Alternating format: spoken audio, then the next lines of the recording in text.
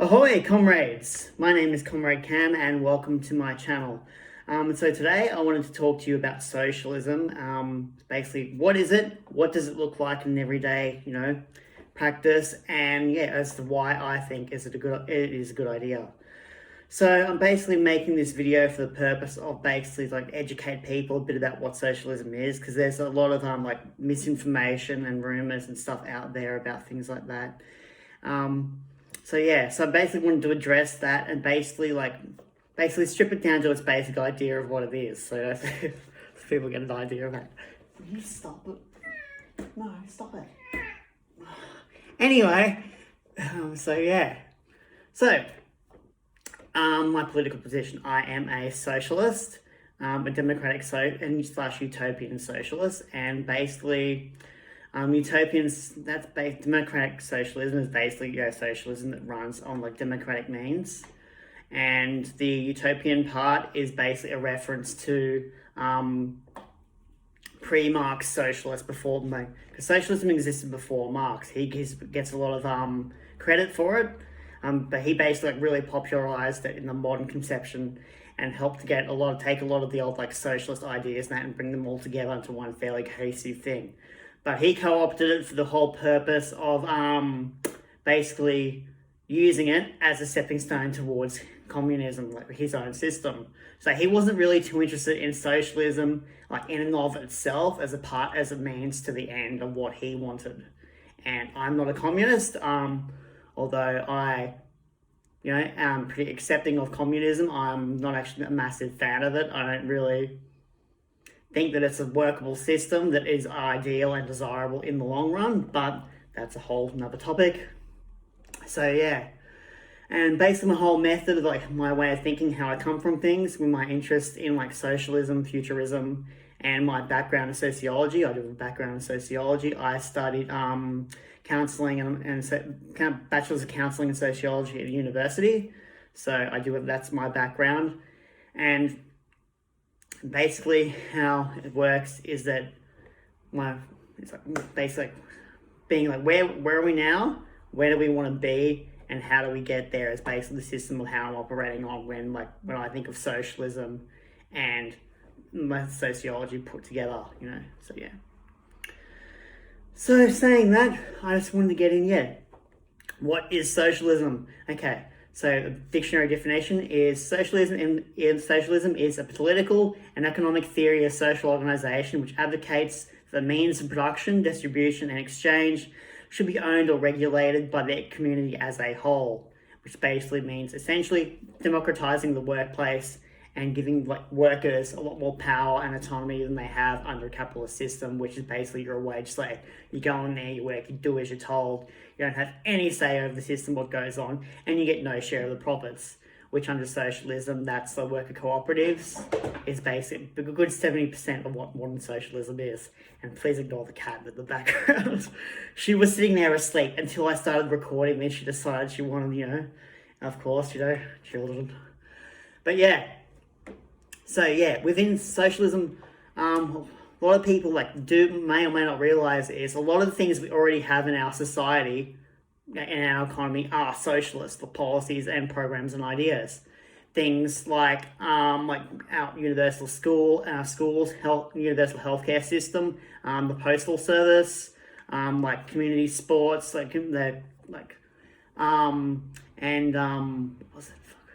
things social services like homeless shelters, counseling facilities, rehabs, community centers. I think I said that already, and retirement homes, nursing homes and stuff for the elderly, all that sort of thing. Public libraries are a really big one too.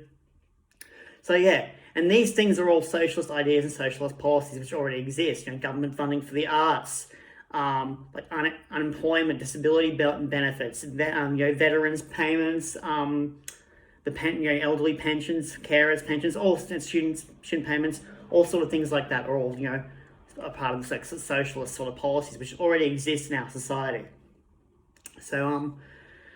And one of the big things I wanted to stress about it is you can be a socialist and be a fan of socialism, and it doesn't necessarily mean that we have to radically change our form and system of government.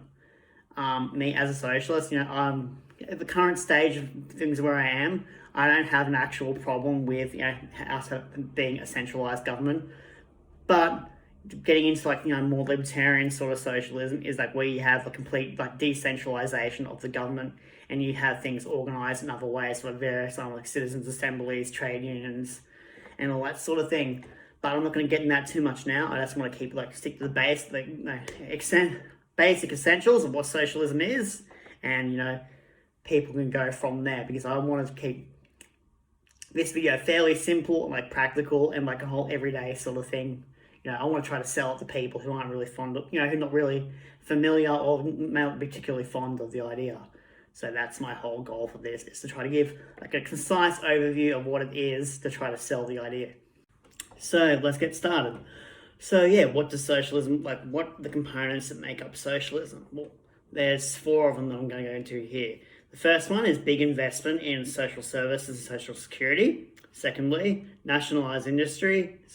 Third, state ownership of services and utilities. And fourth, worker co-ops. So let's go into them one by one. Let's have big investment in social services and social security. As I said before, a lot of these things already exist.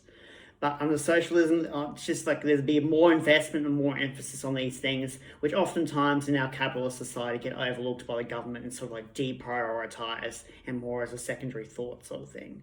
But of course, under socialism, they generally tend to get a lot more attention and funding and emphasis placed on them, because of how they help out people, minimize problems in our society, and in the long term, pretty big economic benefits.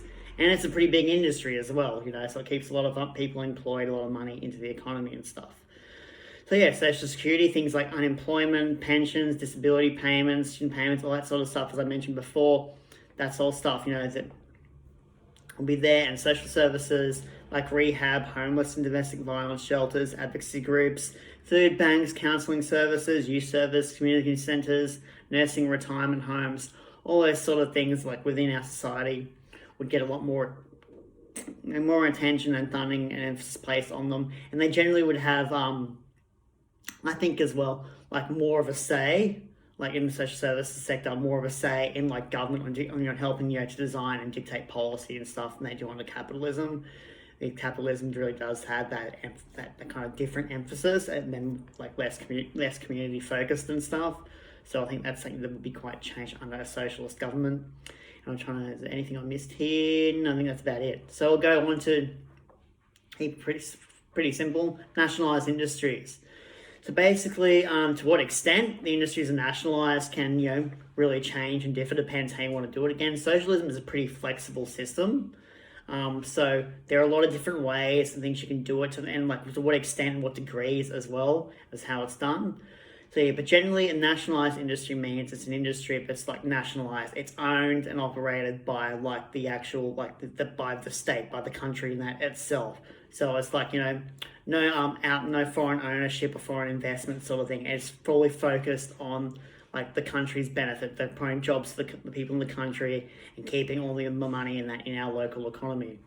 Probably one of the main reasons why Gottlieb was dismissed and why there was whole controversy there, and that was because one of his government plans was to nationalise our mining industry, and the American government, with the CIA, didn't really want that to happen at all, because Australia is the biggest miner exporter of uranium, which in nuclear weapons and stuff, nuclear power is a pretty big thing, and they wanted control and access to our uranium sources. So they probably had a hand in that to make sure that didn't happen.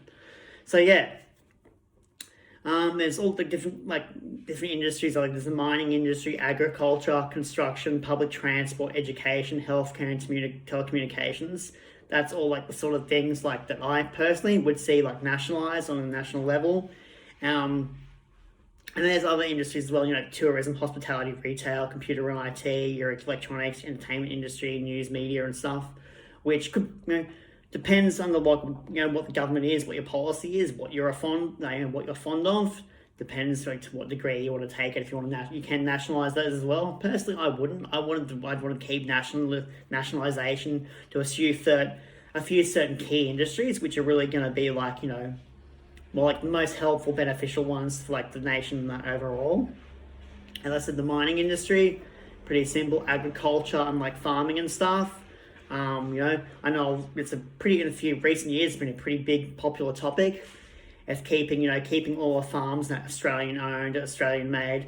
And nationalisation, what that really helps in that as well would really help with the government to basically have a role in like price setting and stuff. So you can make sure it's like a win-win-win situation for everyone involved. Like farmers would get a bigger cut of like being paid more for their products. Supermarkets and stuff would get the guaranteed like supply and that from farmers, get a good deal of like who they're trading with and stuff. And the populace went out there with basically getting pretty cheap and affordable consumer goods, like whether it's meat and dairy products or like plants, fruit and vegetables and all that sort of stuff.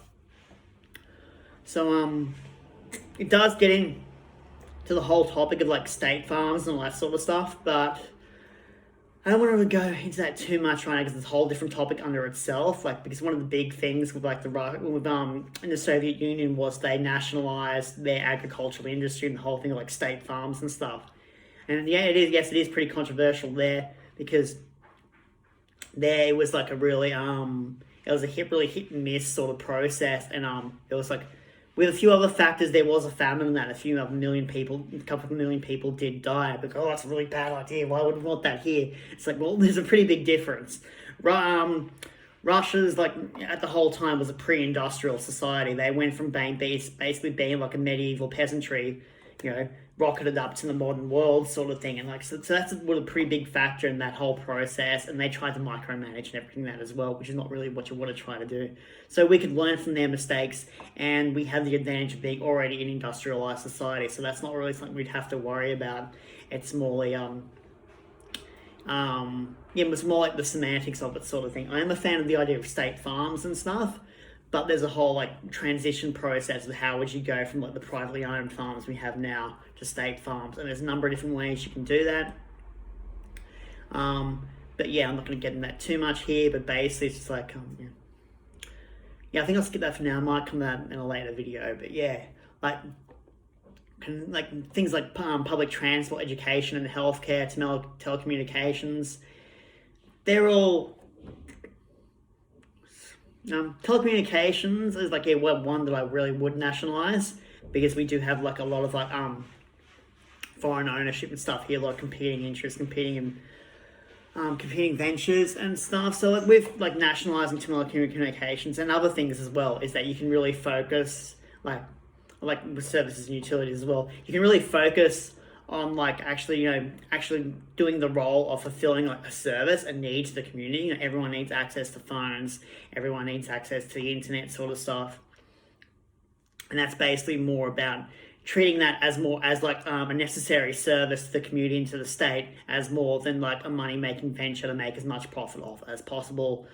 So I think with that, like that is something that's where you would have like it would be more affordable for people, and you help ensure like quality across the board and that stuff as well, because there's more cooperation than actual competition sort of thing. But yeah, I wouldn't go too much into that here. Like education, healthcare, that sort of stuff, it's fairly, as far as I'm aware, it's pretty much like what we do have now. We do have like private healthcare and private education sort of thing. And that gets us into our next topic of state ownership of services and utilities, which is basically, I would do private healthcare, private education. So I think it's something we can really do without. It's basically, you don't get, it's not really worth the bang for your buck sort of thing. And it's a drain on public funds that help give money. It's conflict of interest really. Giving money to the public, private healthcare, private schools, and that private schools get an inordinate amount of money compared to like the public schools do. So, and really these sort of things like services and utilities, and that apart from what I've already mentioned, is sort of stuff like your power, like telecommunications I mentioned, power, water, and the postal service. Public transport is another one, we do, it's really mix and match here with how public transport system operates. Some things are state-owned and operated, like as they really should be, but then other ones are leased out privately to the private contractors, And well, the evidence has shown time and again that when you privatize services and utilities and you contract them out to private companies, the price goes up, the quality of service goes down. That's across the board. Well, because and it shouldn't really surprise anyone really, because you're leasing it out to private companies. What do they want to do? Their main focus is to make as much money as possible. So the first thing they're going to do is try to cut costs. And the first thing to go usually are jobs, the quality of service, and the price goes down and the cost goes up. And you want to look at Melbourne's rail system and the fairly recent in northern Sydney, how things there with the bus routes there, which we've seen buses, that buses have been damaged, need to be repaired, have been kind of dodged up with duct tape sort of thing because they didn't want to pay to get them repaired. That's what happens when you have privatization of services and utilities. So state-owned and operated, it generally brings in more jobs and stuff, better quality of service, and you can control the price more and keep it down. Keep it less about making profits and making money, and more about providing a service and utility and keeping it running and operating as as it should be. What was the other one? Banks. Banking's another big one. The Commonwealth Bank used to be a government federal asset that was publicly owned. And something like banking, I think, is something that really you want to have out of the hands of private entities, because what private entities, they're all about making as much money as possible, and letting them control banks is basically letting them have a big hand in dictating the economy, and you really don't want to do that. So state ownership and operation is ideally you keep things fairly fair, you keep things low cost for consumer. They're looking at the interests of the populace, the interests of the state sort of thing. So that's the ideal, really. This is I'm coming from obviously I'm coming from the best case scenario. I'm not going to sit here and go, this could be shit, that could be shit, that could be really fucked. It could be, of course. It could be, and often is, under a capitalist system, but I'm coming from the ideal scenario of what under an effective and efficient capitalist system would look like. And that's really what you generally tend to get under the state ownership of services and utilities. They're generally more effective and more efficient because they're actually more concerned with quality than making money. And this brings us to our last bit, which is worker cooperatives. Basically what a worker cooperative is, it's a workplace that's owned collectively by the actual staff and workers who work there, instead of being owned by a capitalist investor. And generally, worker cooperatives, they're democratic workplaces. Everyone who works there attends work meetings and stuff, and they actually get a say and a vote in how the workplace runs and operates, what services they offer, and that how they spend the income that comes into the place and stuff like that, how it's organised and generally operated. So it's really giving the average general working man a say in how the workplace goes, and they're giving them a lot of power and agency and autonomy they really don't have under a capitalist business. And along with a part of that is everyone who works for a worker cooperative is a part owner in the business. Everyone gets a share of the profits that of the money the business actually makes. So how you'd actually work that out, how you divvy up money and stuff, is there's still this system of workplace hierarchy. You have your supervisors, your managers, your general manager, and they still get paid to a pay scale, as for their skills and their responsibilities, their level of importance and stuff. But these positions, instead of being, divvied out by the upper echelons of the employer, are actually they're democratically elected by the workers, and they do get paid a bit higher percentage of the profits, the money the business makes than the average working man. But everyone has that opportunity to step up and have their say in who's elected and stuff. And I think that generally with pay and stuff, it's there's many different ways you could do it. You could pay everyone a base wage sort of thing we do now, and then divvy up the profits after that, or you could go straight to it just get all the money, the incomes, you pay your expenses, then your profits after you get your costs, then they're split up amongst staff and everyone. But I think personally I would do it the way of you pay everyone their base wage, so everyone gets the basic minimum what they need, then the leftover profits are split up amongst the staff, and that's your extra bonus sort of thing. I think that's where I think because the system we're used to, I think there would be a way that's like a fairly easy transition that people would be like a lot more like comfortable with initially, sort of thing. So they're guaranteed to get paid, good decent wage, sort of thing. And worker cooperatives, they actually are a real thing. Like there are a lot of them in the world. Big companies in Australia, like I think like Dairy Farmers is a worker cooperative company, and so there's a can't remember the bloody name of it now. But there's a couple of big dairy companies, Dairy Farmers being one of them, and the other one, I can't remember. But anyway, and yeah, there's quite a few of them in Australia. There's a lot of them in the US. There's what's the company called? Yeah, the whitetail thing. They do make all this different like sort of juices and stuff. I can't remember what it's called, like the white something or other. But yeah, Mondragon is the biggest worker cooperative company in the world, and they're a Spanish company, and they're the biggest worker cooperative in the world. They're a massive company. They're worth about $6 billion, I think, off the top of my head. But yeah, generally speaking as well, like worker cooperatives, like they are pretty successful. Like your rate of how many businesses make it past the first year, I think it's something like 30% fail under capitalism, but it's only 20% under worker cooperatives, and they're 10% more productive than capitalist businesses are, and that's generally just because people, they're part owner in the workplace, they're more invested in it, and they have a more vested interest in making sure the business does well. So they kind of go that little extra mile to make sure the company is successful and succeeds. And yeah. But transitioning to worker cooperative, that's a bit of a trickier subject. There's different ways you can do that. There's starting worker cooperatives is can be a complicated process, but it's less complicated than converting an already existing business to a worker cooperative, because there's not the interest of there's not the business owner there who you've got to contend with. The workers either have to buy him out collectively, or put him in as a part owner sort of thing. So he might not actually work there, but he'll still get a percentage of the profits because his history as the owner and stuff. But that's a very complicated and complex topic by its own. I really won't get into too much. But starting worker cooperatives, there's you can get business loans for that.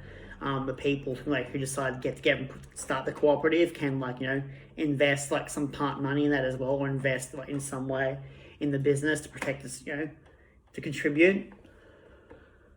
But yeah, and there are banks that actually work specifically with doing worker cooperative loans and that, and there are there's an American organization called Democracy in the Workplace, which they actually specialize in helping worker cooperatives and stuff get started. And that's pretty much 7% of 70% of socialism today is based on worker cooperatives, democratizing the workplace, having the staff and employers be part owners in the company, and having a vested interest in the business. So that's the basic rundown of what socialism is and what it looks like in the 21st century, and how it's sort of altered our society to that sort of degree. And this is the basic stripped down thing of what it will look like on an everyday sort of level. So you can see quite a few things probably wouldn't really change that much, because we already do live in a mixed economy. It is a socialized capitalist state where we live in, especially in Australia, and how socialized that is really differs upon which country you live in. Australia is mid-level sort of thing. In Scandinavia, like Norway and Sweden and Finland are probably quite heavily socialized societies, even though they are capitalist. US is a bit less so, and other countries even less so than that. But yeah, I hope I've given people a bit of an overview of what socialism is and what it would look like in the 21st century. And it's not really the super authoritarian boogeyman that's quite often is made out to be in the media and popular culture and stuff. We live in a capitalist society, so of course they're always telling us that capitalism is the best system. Capitalism is the only system that works. Not necessarily true though, is it? There's capitalism hasn't existed for all of history. It's only existed for maybe the past 400 years. Yeah, just over the past 400 years. Before the Industrial Revolution, we had the whole industrialized, capitalism happened, with like market capitalism, we had like, there was mercantile capitalism before that, and then like in the 1600s leading up to the Industrial Revolution, you know.